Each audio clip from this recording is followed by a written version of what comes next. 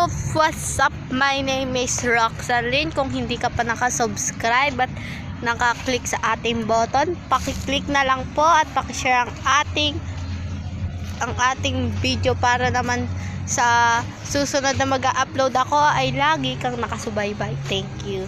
Ngayon guys ay andito tayo sa bukid. Kung napapansin nyo, sa bukid po tayo.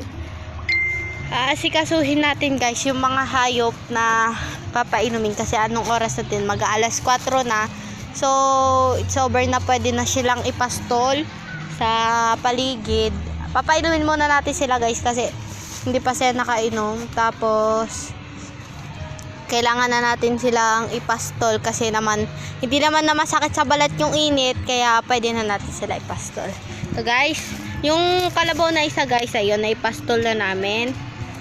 Yung isa na lang ang namin to guys, yung lalaking kalabaw.